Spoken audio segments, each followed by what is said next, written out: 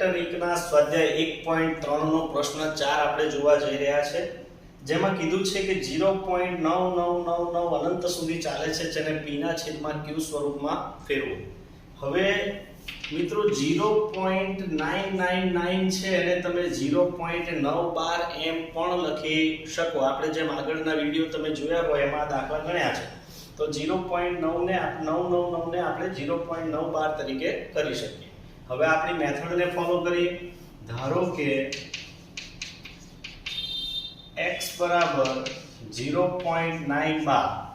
હવે એને આપણે પાછું જે આપણે સરળ સ્વરૂપ આપ્યું હતું, x બરાબર 0.9999 આવી રીતે દર્શાવી શકીએ. હવે એક જ આંકડો રિપીટ થાય છે તો આપણે શું કરી શકીએ? તો માટે 10 વડે બંને તરફ ગુણવું પડે. બંને તરફ 10 વડે ગુણતા, ચાલો બંને તરફ 10 વડે ગુણીએ તો કેવું થશે? માટે 10 ગુણ્યા x બરાબર 0.9999 into 10. ચાલો હવે 10 વડે ગુણી દીધા પછી આપણે આને ગુણીએ તો 10 ગુણ્યા x એટલે 10x, અને અહીંયા આપણને ખબર છે કે 10 વડે જ્યારે ગુણાકાર થાય ત્યારે દશાંશ ચિહ્ન એક દશાંશ સ્થળ જમણી બાજુ ખસે, એટલે અહીંયાથી દશાંશ સ્થળ આ 9 પછી આવી જાય, એટલે આપણે 9.9999 આ રીતે લખી શકીએ. હવે બંને તરફથી આપણે x બાદ કરવાનું છે. બંને તરફથી x બાદ કરતા, ચાલો બંને તરફથી આપણે x બાદ કરીએ તો શું હિસાબ મળે? તો કે 10x - x બરાબર 9.9999 - x. ચાલો હવે 10x માંથી x જાય એટલે આપણને ખબર છે 9x, અને 9.9999 માઈનસ, ચાલો x ની કિંમત શું હતી? તો 0.999, તો 0.9999 હવે ચાલો બાદબાકી કરવાની છે, તો કઈ રીતે થશે? 9x બરાબર, આપણે આગળના વિડિયોમાં પણ કંઈક આ જ રીતે બાદબાકી કરી છે. ચાલો 9.9999 માઈનસ, હવે આને કઈ રીતે ગોઠવવાનું છે? તો પોઈન્ટ નીચે પોઈન્ટ, અને આપણે આગળ છે 0, પાછળ છે 9999. ચાલો બાદબાકી કરીએ તો આ બધા 0 થઈ જશે અને આપણી પાસે વધશે ખાલી 9. તો હવે 9x = 9, માટે x બરાબર 9/9, માટે x બરાબર જવાબ મળશે આપણને a. ઓકે, તો લખી શકાય કે 0.9999 નું p ના છેદમાં q સ્વરૂપ બરાબર 1 થાય. બરાબર વચ્ચે ના લખો તો ચાલે, 1 થાય. ઓકે, પ્રશ્ન 5 માં કીધું છે 1/17 ની દશાંશ અભિવ્યક્તિ મેળવો અને પછી જણાવો કે એમાં પુનરાવર્તિત અંકોની સંખ્યા કેટલી છે. ચાલો આપણે મેળવીએ. સરસ મજાનો દાખલો છે. 1 આપણે કરીએ 17, પણ તમને ખબર છે 17 ના ઘડિયામાં 1 17 1 17 થી તો ચાલુ થતું હોય, એટલે આપણે શું કરી શકીએ? 0 પોઈન્ટ મૂકીએ એટલે આપણને પોઈન્ટ મીંડા મૂકવાની છોટ મળી જાય. પણ હવે તમે જો અહીંયા 10 થઈ ગયા છે છતાં પણ ભાગ ચાલવાનો નથી. પાછું એક મીંડું ઉપર ચડાવીએ. ચાલો અહીંયા થઈ ગયા 100. હવે 17 1 17, 17 2 34, 17 51, 17 5 85, 17 × 102, 17 × 102 વધી જાય. 17 5 85. સિમ્પલ ભાગાકારનો દાખલો જ કરવાનો છે. ચાલો 100 માંથી 85 જાય, વધે 15. પાછું એક મીંડું મૂકી દીધું. અહીંયા પણ મીંડું તમે ચડાવી શકો, નાશ કરો તો નીચે મૂકી દો, ચાલે. ચાલો 17 × 102, 17 7 119, 17 8 136, 17 9 153 વધી જાય. 17 8 136. ચાલો 136 છે, 10 માંથી 6 જશે 4, અહીંયા 4, 4 માંથી 3 જાય, એક મીંડું, પાછું એક મીંડું મૂકી દીધું. ફરીથી 17 8 136. ચાલો 17 8 136, 140 માંથી 36 જશે, 4 વધશે, 0 મૂકી દીધું. ચાલો 40 થઈ ગયું. 17 2 34, 17 4 51 વધી જાય. 17 2 34. ચાલો 34 ને 6 40, એટલે આપણી પાસે પાછા 6 વધી ગયા. પાછું એક મીંડું મૂકીએ. 17 4 68 વધી જાય. 17 તરી 51, ચાલો અહીંયા 51 લખી દીધા, 60 માંથી 51 જાય, 60 માંથી 51 જાય 9 વધે, ચાલો મીંડું મૂકી દીધું, 17 છંગ 102 વધી જાય, 17 પંચા 85, જો દાખલો ચાલ્યા જ કરે છે, 90 માંથી 85 જાય, 5 વધે, મીંડું મૂકી દીધું, ચાલો 50 થઈ ગયા, 17 દુ 34, 17 તાલી 51 વધી જાય, 17 દુ 34, ચાલો 50 માંથી 34 જાય, 10 માંથી 4 જાય 6, ચાલો 4 માંથી 3 જાય 1, વધ્યા 1 16, હવે ઘણું નીચે જતું રહ્યું છે, હું આ બાજુ લઈ લઉં, ચાલો નીચે વધ્યા છે 16, પાછું આપણે મૂકી દીધું એક મીંડું, 17 પંચા 85, 17 છંગ 102, 17 સત્તા 119, 17 અઠા 136, 17 નવા 153 ને 17 દાન 170 વધે, 17 નવા 153, ચાલો 153 160 માંથી નીકળી જાય, કેટલા વધશે 7, ચાલો મીંડું મૂકી દીધું, 17 દુ 34, 17 તાલી 51, 17 ચોક 68, 17 પંચા 85 વધી જાય,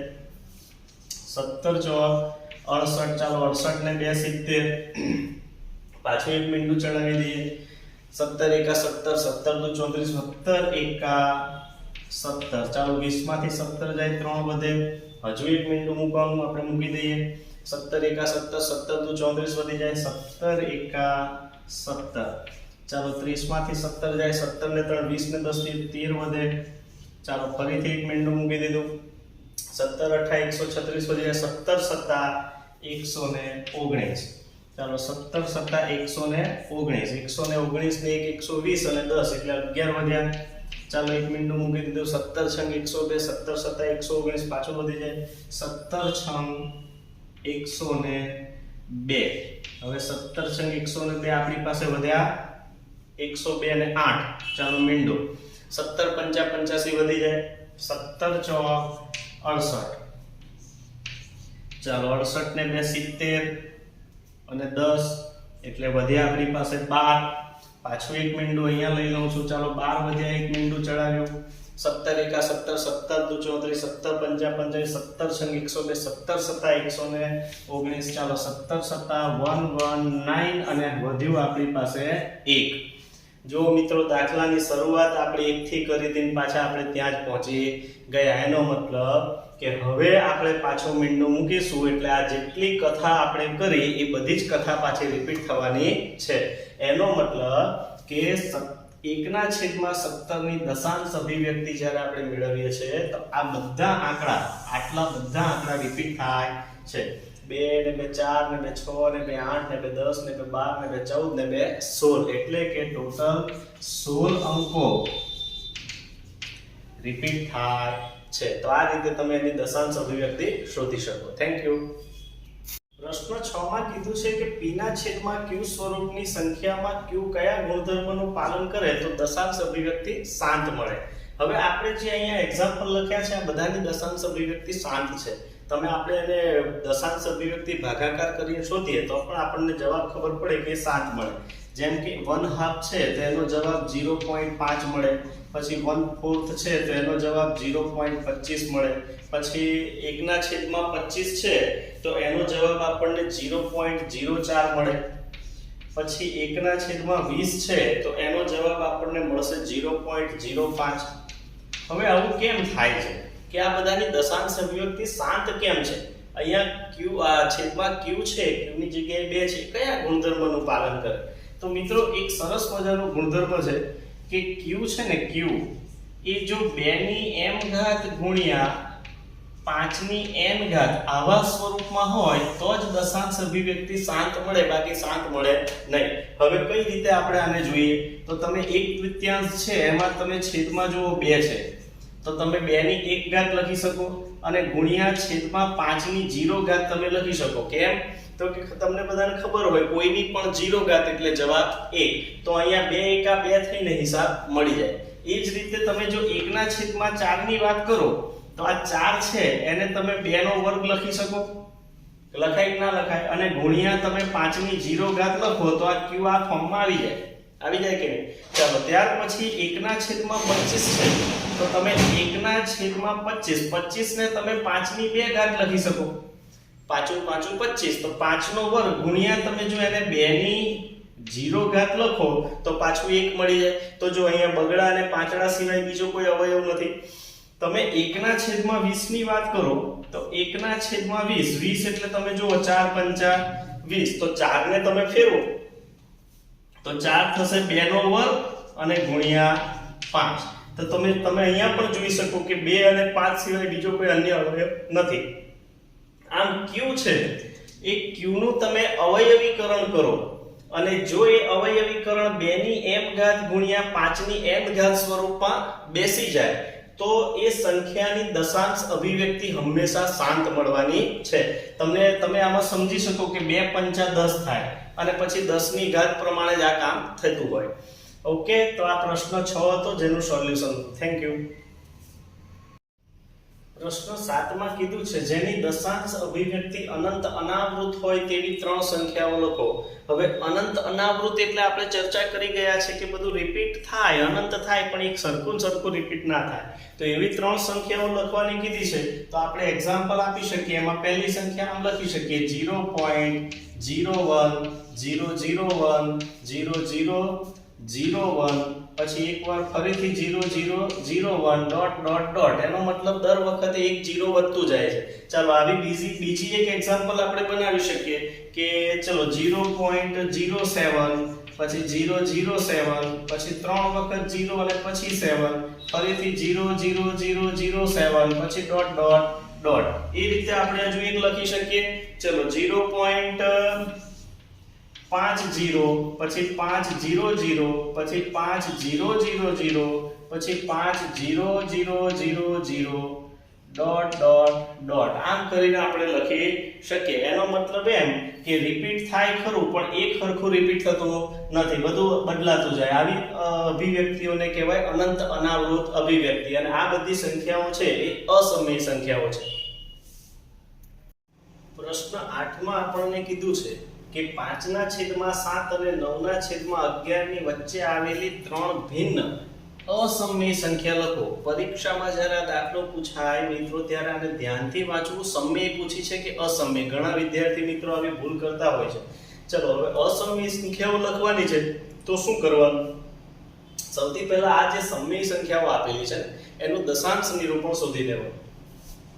5/7 છે તો આપણે 5/7 કરીએ. ચાલો 7 વડે હવે આપણે હમણાં શીખી ગયા છે કેવી રીતે દશાંશ નિરૂપણ આપવાનું. 7 નો ઘડિયો 5 સુધી નહીં બોલાય. 0 પોઈન્ટ લખીને અહીંયા પોઈન્ટ મૂકીને આપણે દાખલો સ્ટાર્ટ કરીએ. 7 6 42 7 49. ચાલો 49 એક વધ્યો, પાછું એક મીંડું મૂકી દીધું. 7 1 7 7 2 14 વધી જાય. 7 1 7. ચાલો 10 માંથી 7 જાય 3, પાછું એક મીંડું મૂકી દીધું. 7 4 28. ચાલો 2 વધ્યા, પાછું એક મીંડું મૂકી દીધું. 7 તાલી 21 વધી જાય. 7 2 14. ચાલો 14 એટલે 6 વધ્યા, પાછું એક મીંડું મૂકી દઈએ. 7 6 42 7 7 49 7 8 56 7 9 63 વધી જાય. 7 8 56. ચાલો પાછા 4 વધ્યા, મીંડું મૂકી દઈએ. 7 5 35 7 6 42 વધી જાય. 7 5 35. ચાલો 35 એટલે નીચે આપણી પાસે પાછા 5 વધી ગયા. હવે તમે શરૂઆત જો 5 થી કરેથી 5 આવે એનો મતલબ આ બધા આંકડા પછી રિપીટ થવાના છે. તો આપણે અહીંયા લખી શકીએ કે 5/7 બરાબર 0.714285 અને આ બધા આંકડા ઉપર 12, કારણ કે આ બધું વારાફરતી રિપીટ થવાનું છે. ચલો એ રીતે 9/11 નું શોધી લઈએ. તો 9/11. હવે ફરીથી આપણે જો 11 મોટા છે 9 અંદર નાના છે એટલે 11 ના ઘડિયાથી સ્ટાર્ટ કરીએ તો 11 આવે, 9 તો અંદર આવતા નથી એટલે આપણે 0 પોઈન્ટ મૂકીએ અને પોઈન્ટ મૂકીને મીંડાની છૂટ લઈ લઈએ. ચલો 11 9 99 વધી જાય એટલે 11 8 88. ચાલો 90 માંથી 88 જાય 2 વધશે. ચાલો મીંડું મૂકી દીધું. 11 1 11 11 22 વધી જાય. 11 1 11 અને આવી ગયું 9. તો મિત્રો આપણે 9 થી શરૂઆત કરી હતી, 9 પાછા આવી ગયા છે. ઓકે, તો પછી બધા રિપીટ જ થવાના છે એટલે આપણે એમ કરીએ કે 9/11 એની દશાંશ અભિવ્યક્તિ 0.81 અને આ બંને ઉપર 12. હવે બરાબર યાદ રાખજો, આપણને આવું શોધવાનું નથી કીધું, આપણને આ બેની વચ્ચે અસમય સંખ્યાઓ શોધવાની કીધી છે ને એ પણ 3. તો હવે તમે બરાબર જોજો માટે માંગેલ અસમય સંખ્યાઓ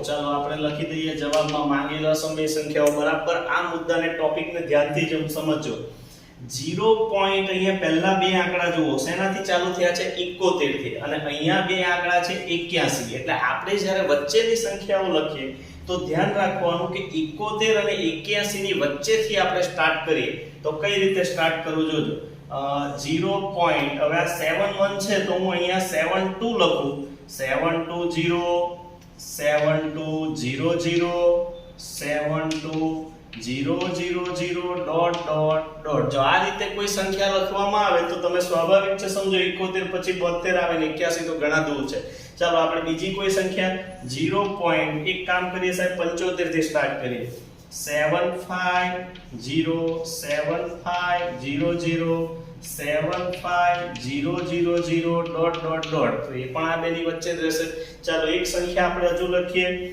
71 ને 81 વચ્ચે ચાલો 0.79 લઈ લઈએ 7900 ડોટ ડોટ ડોટ તો આ રીતે આપણે માંગેલી ત્રણ સંખ્યાઓને લખી શકીએ ધ્યાન રાખો 71 છે અને અહીંયા 81 છે પહેલા બે આંકડાની વચ્ચે આપણે રમત રમવાની છે થેન્ક યુ પ્રશ્ન 9 માં પૂછ્યું છે કે સમમી અને અસમમી સંખ્યાઓમાં વર્ગીકરણ કરો ચાલો આપણે જોઈ લઈએ પહેલી સંખ્યા છે વર્ગમૂળમાં 23 હવે આપણને ખબર છે કે વર્ગમૂળમાં 23 છે અને 23 અવિભાજ્ય છે અને અવિભાજ્ય સંખ્યાનું વર્ગમૂળ નીકળતું નથી એટલે આપણે કહી શકીએ કે આ સંખ્યા કેવી છે અસમમીય ચાલો પછી નેક્સ્ટ બીજી સંખ્યા છે વર્ગમૂળમાં 225 હવે તમે બરાબર યાદ કરો નાના ધોરણોમાં આપણે 8મા ધોરણમાં વર્ગમૂળ ભણી ગયા છે 225 એટલે કોનો વર્ગ તો મિત્રો 15 નો વર્ગ એટલે 225 નું વર્ગમૂળ નીકળે છે 15 અને 15 તો કેવી છે સમય છે એટલે આપણે અહીંયા લખી શકીએ કે આ સંખ્યા કેવી છે ભાઈ તો કે સમમેય ચાલો પછી નેક્સ્ટ ત્રીજી સંખ્યા છે 0.3796 હવે ઉપર કોઈ બાર કે એવું કંઈ છે નહીં તો પછી આપણે સમજી શકીએ કે આ સ્વરૂપ દશાંશ સ્વરૂપ છે કેવું છે શાંત છે અને શાંત દશાંશ સ્વરૂપ હોય એટલે એને એ સંખ્યાઓને કેવી કહેવાય સમમી તો અહીંયા લખી દઈએ સમમી યાદ રાખજો દશાંશ સ્વરૂપ શાંત હોય તો પણ સમમી હોય ને દશાંશ સ્વરૂપ અનંત આવૃત હોય તો પણ એ સંખ્યાને સમમી કહી શકાય હવે જો અહીંયા આપણે એની પછીનો જે રકમ આપી છે 7.478 અને પછી ડોટ ડોટ ડોટ હવે આ સંખ્યાને તમે જુઓ તો આપણે લખી શકીએ 478 રિપીટ થાય છે તો આને આપણે આમ લખી શકીએ 7.478 અને 3 ઉપર 12 એનો મતલબ કે 478 રિપીટ થતા જાય છે તો આ કેવા પ્રકારનું દશાંશ સ્વરૂપ થયું તો એને આપણે કહી શકીએ અનંત આવૃત અને અનંત આવૃત હોય એટલે એ સંખ્યાઓને આપણે કહીશું સમમેય ચાલો ત્યાર પછી પાંચમી રકમ છે 1.1000100001 પછી ડોટ ડોટ ડોટ હવે તમે આને મને પૂછ્યા વગર જ કહી શકશો આટલા બધા દાખલા આપણે ગણ્યા અસમમી સંખ્યાઓને જોઈ આનું દશાંશ સ્વરૂપ કેવું છે અનંત અનાવૃત જો એક એક જીરો દર વખતે એક એક જીરો વધતો જાય છે એટલે આ સંખ્યા અનંત અનાવૃત દશાંશ સ્વરૂપ ધરાવે છે એટલે આપણે એને લખી શકીએ અસમય તો આ રીતે આપણે સંખ્યાઓને સમય અને અસમયમાં વર્ગીકૃત કરી શકીએ થેન્ક યુ વેરી મચ